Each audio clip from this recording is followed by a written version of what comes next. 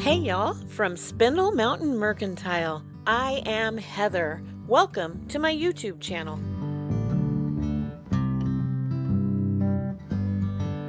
Project number 1. We're gonna have to rethink these bowls. I thought I had a good idea, but this one. Don't take the thing out, that makes it. Sorry.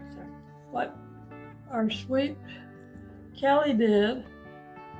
This is the first basket Mama made. It leaves a little to be desired, but in her defense, she wasn't quite finished with it. We just gave up on it and decided to go a different route. The first thing that happened with both of these is my sweet husband cut out a round board, and do you see where he sanded it? He sanded it at an angle so that it would fit all the way down into the basket. And I don't know if this will work either, but I'm gonna try it. What I'm gonna do, I'm just gonna put the ribbon down and bring it up. This is how she measured the first ribbon, and then she cut all of the other ribbons the same length. Well, one of them she had, I don't know if she cut it in half or if it was just too short and she added another piece to it, but I actually had to fix that when I came home because it didn't quite reach the other side, but you'll see what we did. We did it together. This was pretty cool. She glued down every ribbon in layers to the middle of the bottom of the board so that when she flipped it back over, all of the ribbons went up along the sides of the basket. These are the Dollar Tree baskets. They're the ones that are $1.25. Well, I guess now they're $1.50. Oh, Dollar Tree, you are at a whole new level of $1.50, please. Anyway, there are 14 slots in this basket, so you need 7 ribbons, and they will double up 2 per slot. No, 1 per slot. 1/2 per slot. That's right, 1/2. Oh, math. Math isn't my subject. You know what my favorite math is? If I have $6 in my pocketbook and my sweet husband has $20 in his wallet, then I have $26. That's the math I go by. So Mama sent this home with me, and I didn't have any ribbon to put around the side, so I cut off the edge of some drop cloth. See that wide part I'm holding with my left hand, the part with the hand where I have my watch on? I'm pulling off strings, a whole bunch together, to fray that now ribbon. And look at this string. I saved this. I'm going to use it for later. I love using every part of something. So do you see how they're curved over the top of the basket? I keep wanting to call it a bowl because that's what Mama calls it.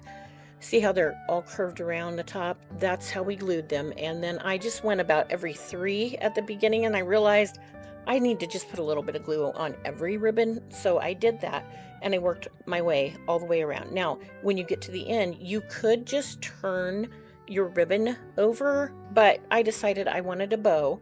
And this was some of the leftover bow I cut off of the ribbon Mom used, and I just wrapped it around to make a simple loop on each side. Then I took some of the string I just made from my drop cloth, and I tied it in a square knot. That's left over right, right over left, or right over left, left over right. Don't pull it really super tight because your ribbon will move. You think it doesn't, but it does. You need to adjust it and make sure the ends are the same length and also the loops.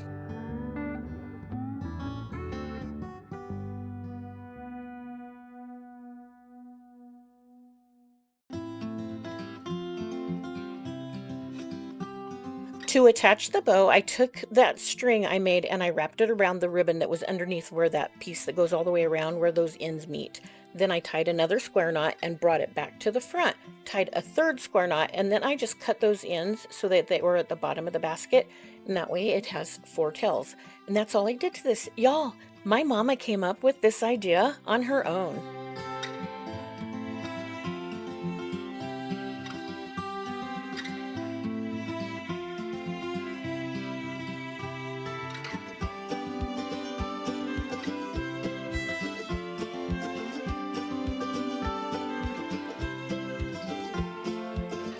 She gave me the other basket to bring home so I could make pictures to show y'all what it looked like, and I decided I would make a second basket. So since I didn't have any ribbon here at home, I used some drop cloth and I ripped it into equal size strips that I frayed on both sides.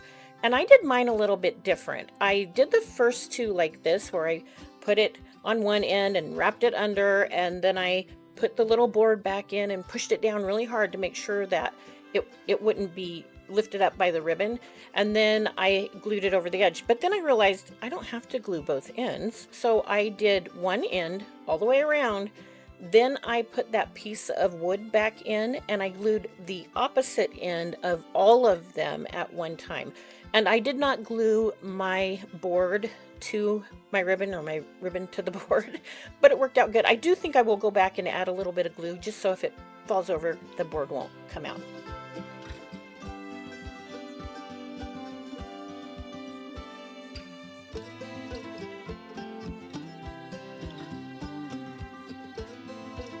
By the way, that yellow thing on my thumb is to keep my Band-Aid on. It's a rubber band. My Band-Aids keep coming off because, you know, I'm using my thumb so much.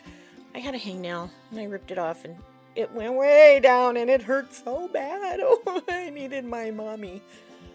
Yeah. So right here, you see how I flipped that over? You could stop here if you don't want a bow. If you don't want all that floofery, you don't have to make a bow.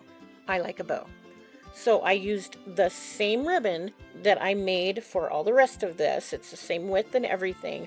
And I did it a little bit different than the last one in that I just tied it like you would tie your shoelaces.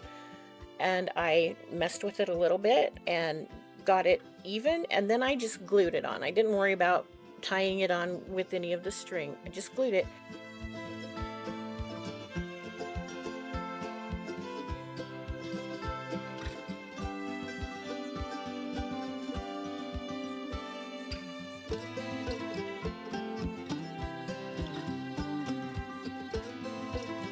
It's kind of cool. You can see where the tails are curved. That happened when I ripped the fabric. I did not cut the drop cloth. I just ripped it into strips.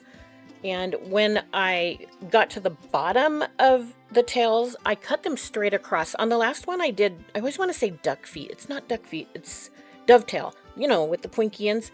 These, I just cut them off straight, and then I frayed the ends. And as I was doing it, I noticed if I pulled the actual up and down ribbon, the long string, if I pulled it apart from each other, kind of made it like bell bottoms, and I really like that effect, so I did that just on the very bottom of each one.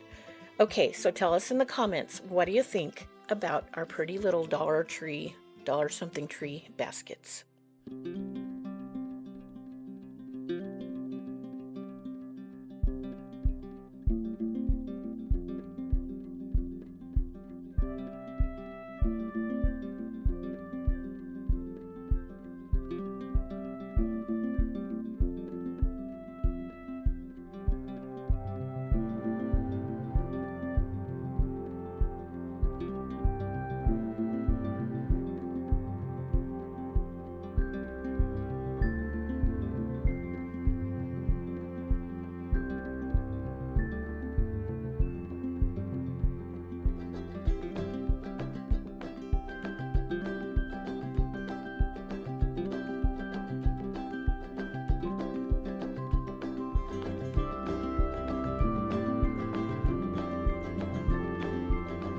Project number 2. Debi's DIY cottage colors are a one-step 3-in-1 paint. So they include the base, the paint, and the sealer. Today we are using Vintage Mint. When I first tried this, I wasn't really impressed. And then I learned I wasn't mixing it good enough. So I got some mixers on Amazon. This is a rechargeable one, and I used the milk frother attachment in the smaller little jars. I prefer this one though. This is a handheld submersible blender, and I also used the milk frother from it. I found both of those at Amazon, and in the description I will leave a link for them. Now if you buy something from Amazon by using my link to get there, they will give me a small compensation, but they won't raise your price. After giving these little boards from Hobby Lobby one good coat, I got out my IOD transfer book called Winter Botanist. This is a good book for starters. It's smaller, so it doesn't cost as much, and it has 8 awesome pages. It's mostly Christmas, but there's a lot of things you can use in there that could be year-round. Now, I sell DIY and IOD products in my booth in upstate South Carolina, but I don't do mail order. If you aren't close enough to me and you want to buy something, you can use a link in my description for Create Your Own Cozy. My friend Heather over there sells everything, and if you buy from her using my link, she will also give me a small compensation and won't raise your price. Thank you so much, Heather. Applying transfers is so easy.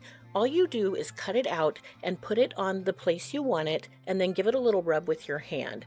Right here, I'm using my fingernail on the edge to just rub off that part that goes over, and then that plastic just pops right up.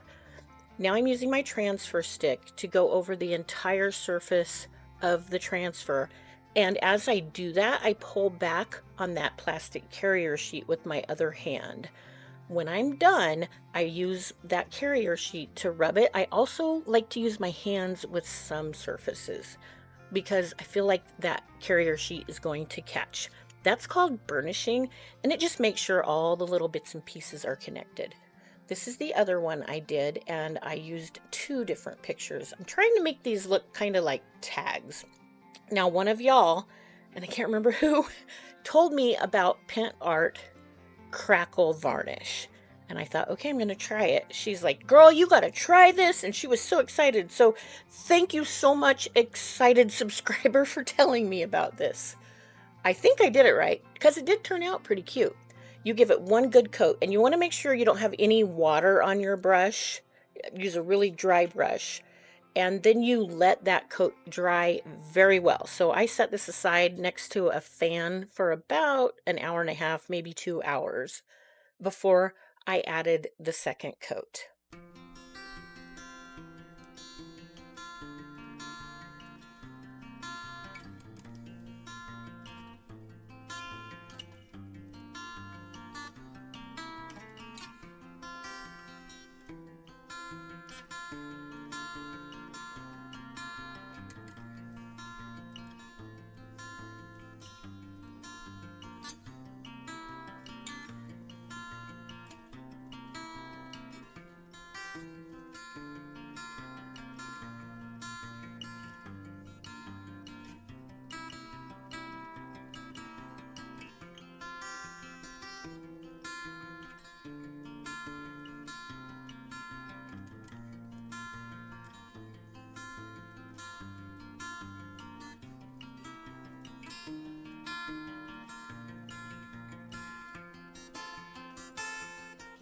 I could see the crackle after the second coat was dry. It's very small crackle, but it was perfect for this project. Now you can't see it really in depth because there's no contrasting color, so you have to add something to the top. For that, I'm using Debi's DIY wax in the color Shipwrecked. Now it's one of those verdigris, you know, the green color that copper changes into over time. That's what this looks like, and I love it. Now, I've heard people say you're not supposed to use wax on the Pentart Crackle medium, but I'm a rebel. Well, also, I didn't have anything else at home, and I wasn't going to go buy something, so this is what I used. I liked it. It wasn't quite enough for me, so I got out my liquid patina in the color Dark and Decrepit, and I used it. Unfortunately, I didn't film that part, but I did use it in a different project in this same video, so you can see how I did it later on. All I needed to do to finish these was have a hole drilled in it and add some string. My sweet husband drilled the hole. Make sure when you drill a hole into something you're holding, you don't hold your finger underneath it. Ask me how I know. No, don't, please. So embarrassing. Anyway, I used some of that string I made from the drop cloth, and that's all. Y'all, these are so precious. I'm going to make so many more. What do you think?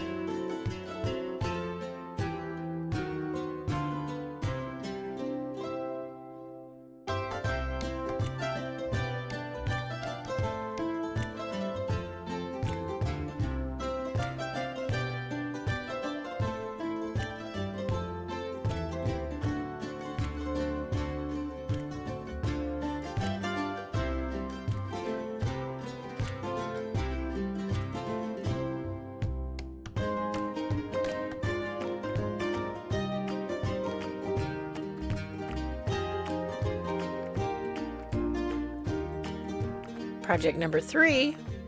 At Ollie's, I bought these what I call Protestant prayer beads for 94 cents. And I'm trying the Crackle medium with plain wood that hasn't been treated.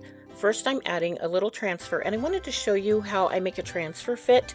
There was just a little bit of ribbon that went off of the side of the transfer, and I liked how it looked on the end, so I wanted to add it back. I just cut it at an angle and attached it right where it came off, just twisting it a little bit, and now it fits perfectly.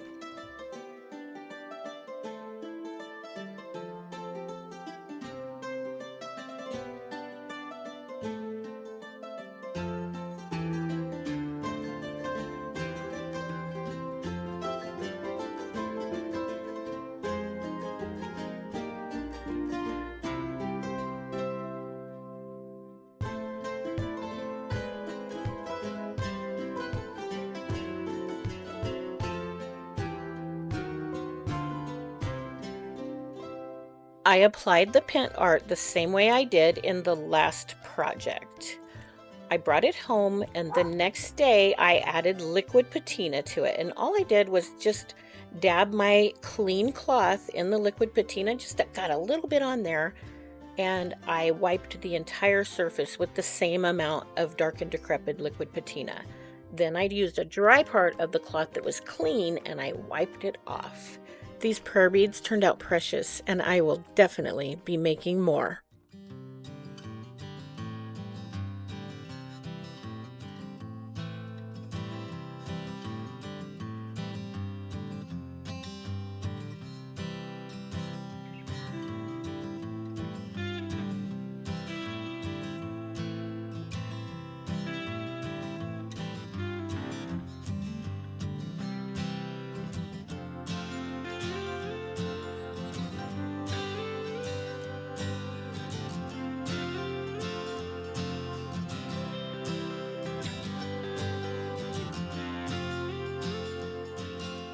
Project number 4.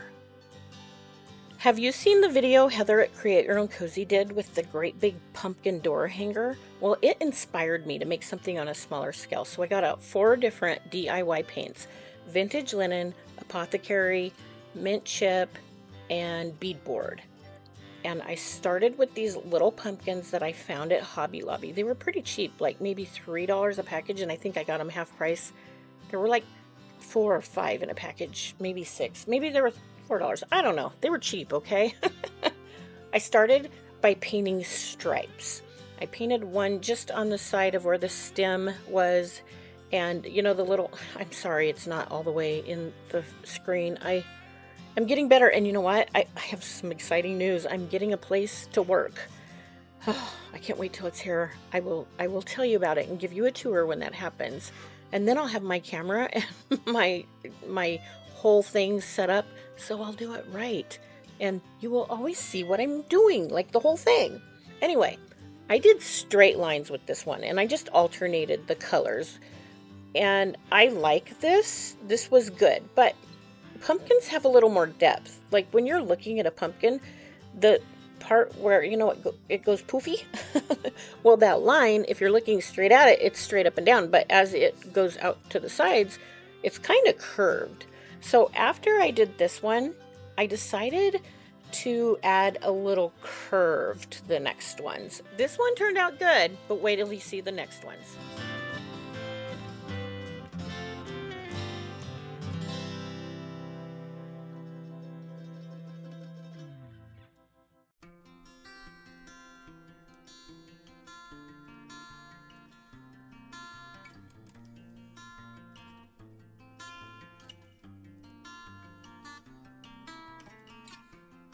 Now, if you're a little afraid of not coloring in the lines, or maybe you can't draw a perfectly curved line, don't worry about it. Do it anyway. It's okay.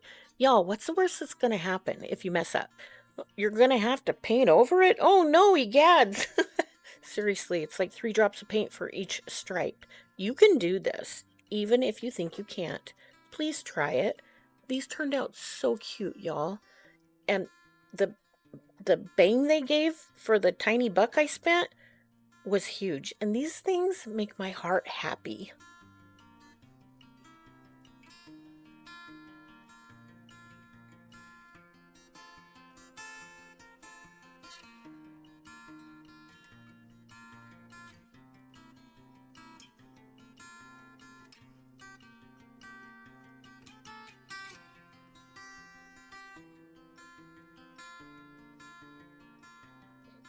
I painted each one just a little bit different, and then I found some transfers from the same book I've been using for this whole video. Some of them didn't fit, so if they weren't big enough, all I did was find two that went together, or if they were too big, I just laid it down where the part that I wanted on the pumpkin was on the pumpkin, and I didn't cut it. I just used my transfer stick to go to the edge. And then when I lifted it up, the part that I didn't rub just pulled right off. It was easy peasy. I sped this up a little bit so that you can see the process on each of them.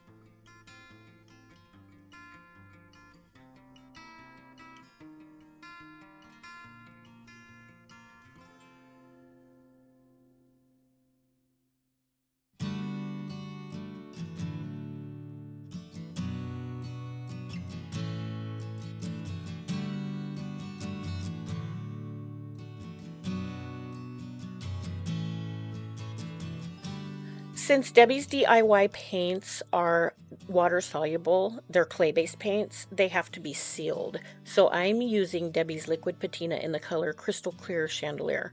I guess that's not really a color, is it? It's clear. It's colorless. Colorless. Anyway, I'm going to do some other processes over this, so if I want to wipe them back, it has to be sealed, or it will just soak right into that paint and the wood.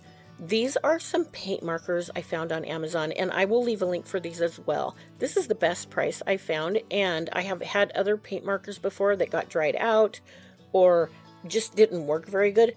These are great. They feel like you're using a Sharpie. You do have to compress, you know, the little felt tip every once in a while to keep the paint going, but these are amazing. All I did was draw where the paint lines meet. And y'all, don't worry about it if you can't stitch in the ditch. It's okay if you go a little bit out of the lines. I promise. Don't feel bad. I didn't stay perfectly on the lines, and these look really good. Now I'm adding some of Debi's DIY wax in black around the edges. I think these would also be really good with Debi's dark wax, but I really like how the black turned out, so there's that.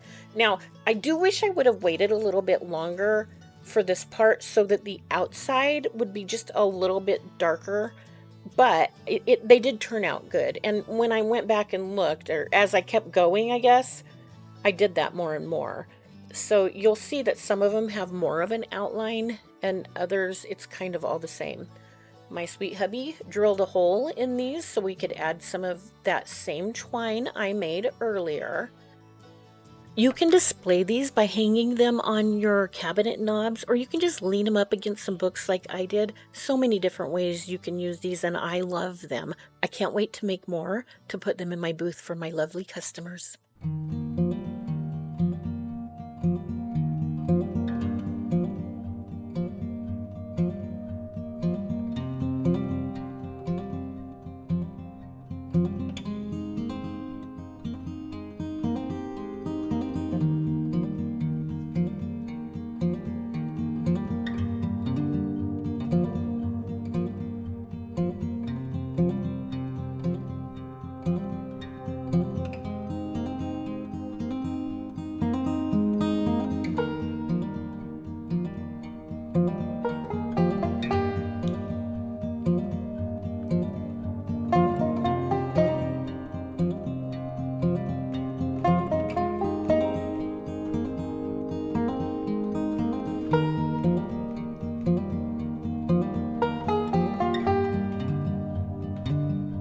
Project number 5.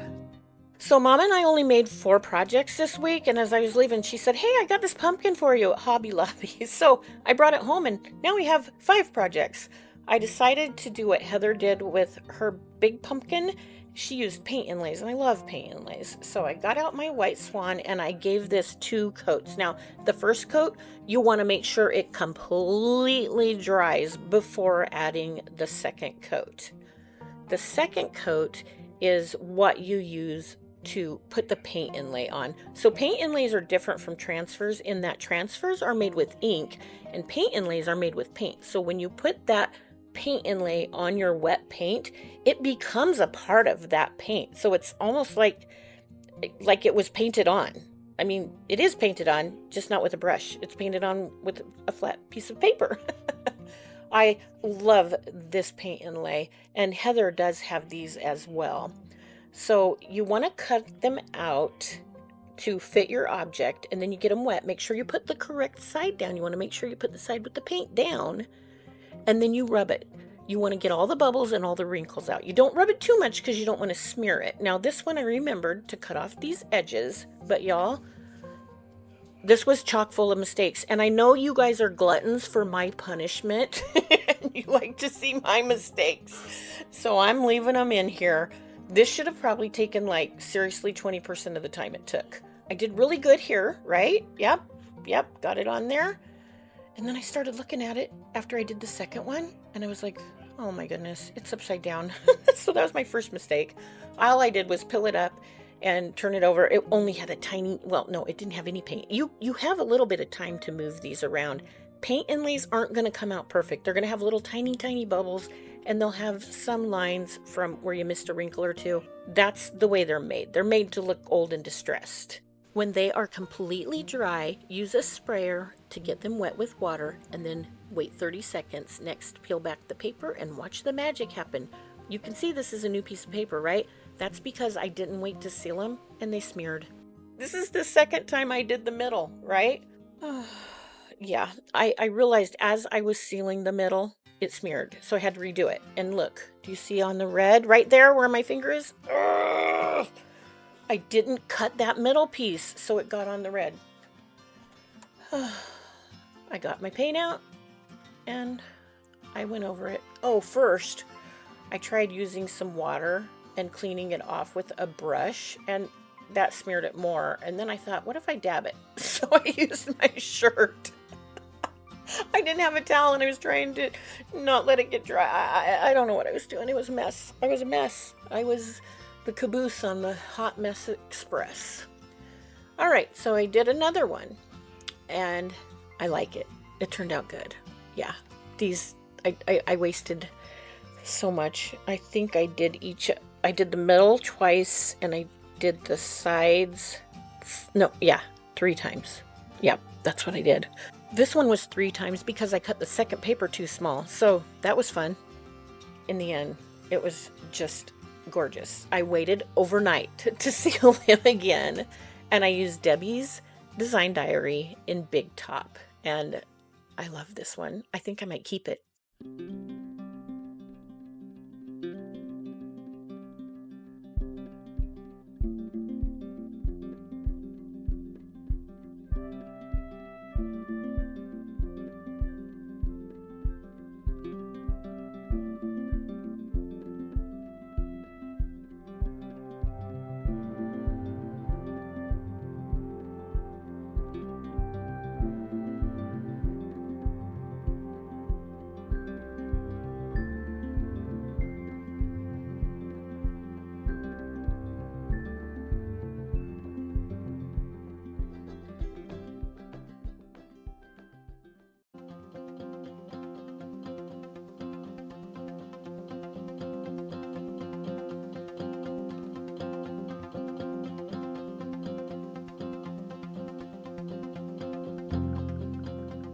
I forgot to tell you that I made a drop cloth ribbon for that pumpkin stem and replaced the big twine that was on it.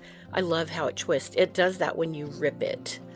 These were so fun to make. Again, I want to thank that viewer for turning me on to Pentart. Love that stuff. Crazy about it. Can't wait to try different ones and different methods. I hope that we inspired y'all to make something too. I think this is a wonderful season of harvest and all the autumn colors. I hope you're enjoying it as much as I am and getting ready for winter, and maybe not a tank top but short sleeves. I can't do long sleeves. I haven't been cold since 1993. Y'all, if you would please subscribe to my channel, I'd appreciate it. And if you could maybe comment or share this video, that would be amazing. Love to get my videos out there to more people so they can laugh at my mistakes too and not feel so bad about making their own. Until you see us again next time, I hope you have a wonderful week. And as always, I hope you are blessed.